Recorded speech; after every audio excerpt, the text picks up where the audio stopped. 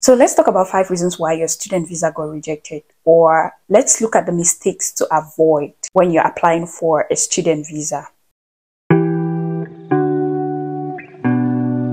Hello guys, welcome back to my YouTube channel. If this is your first time clicking into this channel, I am Meveline and I am a Cameroonian based in Germany. And for my returning subscribers and viewers, welcome guy, welcome girl. So in today's video, we are looking at reasons why your student visa will be rejected. If you've already gotten a rejection, we are going to look at the reasons why your visa got rejected. So pay attention to this. So one thing I want you all to know is when you get a visa rejection, 99% of the time, it is coming from something you did wrong or something you did not do. Because yeah, sometimes you just get a visa rejection and you can't explain why, but most often we kind of contribute in a certain way to visa getting denied. So let's look at the reasons why your student visa to Germany was denied. The very first reason why that visa will not be granted is when you show signs that you are not going to return to your country after your studies. Guys, no matter what happens, you don't want to ever let these guys know that after your studies in Germany, you want to work in Germany, you want to go further with studies, blah, blah, blah. The point is when you go to the embassy to ask for a visa to come to Germany, always make them know that after this program in Germany, you are going back to your country. After your studies in Germany, to be precise, this is what we are talking about. After your studies in Germany, you are going back to your country. Of course, most often these people are convinced that when you come for your study program in Germany, you end up staying in Germany. But don't go and show them that you're going to stay in Germany. Don't go and tell them that you're going to stay in Germany. That brings us to bus stop number 2, financial insolvency. The moment they realize that your proof of funds or your affidavit of support is a little bit shaky, you're going to get a visa denial, because the last thing they want is for you to come to Germany and you don't have a means to sustain yourself during the time of your study in Germany. So usually if you do not block the required amount of money in your account, your visa will get denied. And if you're getting an affidavit of support, you have to make sure that whatever you guys are doing with whoever is signing for you kind of corresponds, because most often they'll talk to you and maybe they'll place a call to the person signing for you to have like a talk with that person. So they might ask little things like the person's name, the person's address, and all of that. So make sure that on the day of your interview, the name, the address, and everything you're giving for the person who is giving you an affidavit of support is totally correct. Like, just make sure that whatever you're saying there, if they should call that person and ask a few questions, your answers will align at the end of the day.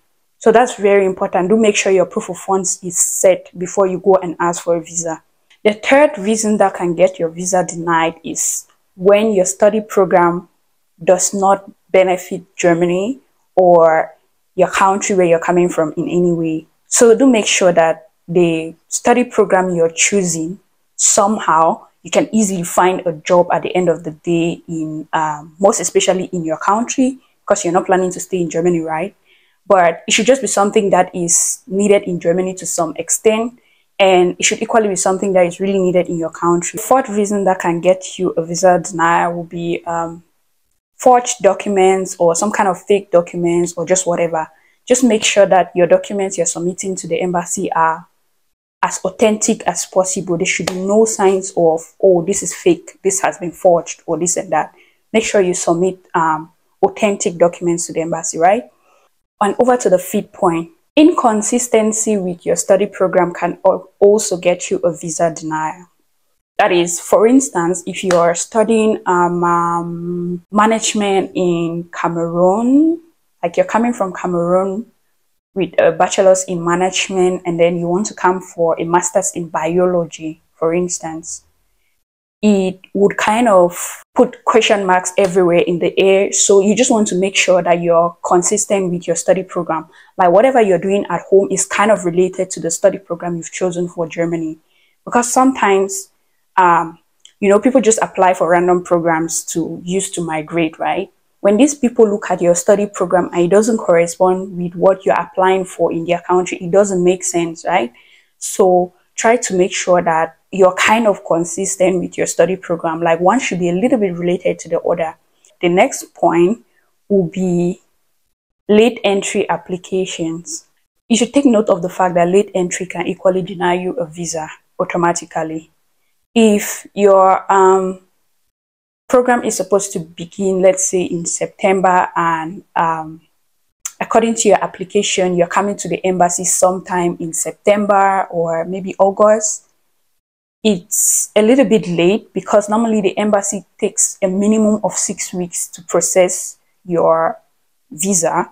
And as of now, most often these embassies don't take 6 weeks anymore. It can go up to 90 days for you to get a feedback from the embassy. If it's too snap, if your visa application and your school resumption time are too close together, you're automatically going to get a visa denial because the embassy will tell you that by the time you get a visa to move to Germany, your study program would have already started, and maybe the first semester will be over by the time you get into Germany, and which does not benefit you if you're actually coming as a student, because you would have missed a lot and everything. So the visa just automatically gets denied.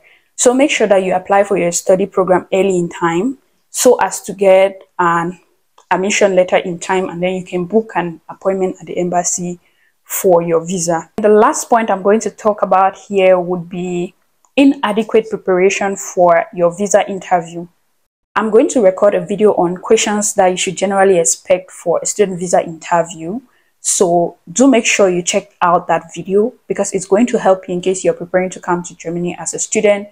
This is no interview that you can just wake up and go for without adequate preparation, because you most likely get a visa denial. There are certain ways you have to tackle these questions to be able to get the visa, okay?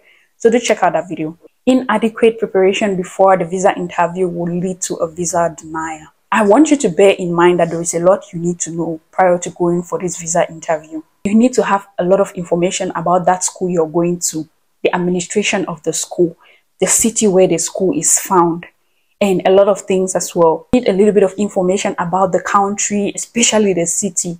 These things you need to know because you get random questions about, you know, the country or the city where you've chosen your program of study, maybe the university. And equally, there's something I'm going to mention, guys. If you are asked a question that you do not have an answer to, then just openly let them know that you do not have an answer to. You can kind of like deviate a little bit from the question that was asked, and then you talk about something which you have information on around this subject.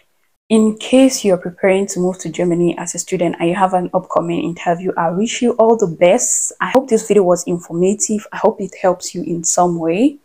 If you enjoyed watching the video, please give it thumbs up. Don't forget to share the video with your friends and family. And most importantly, guys, do make sure to hit the red subscribe button to become a part of this amazing community. If you have any video suggestions, drop them in the comment section. I am still open to create videos based on what you want to see. That's it for the video, guys. Thank you so much for watching. Do stay fabulous and stay blessed.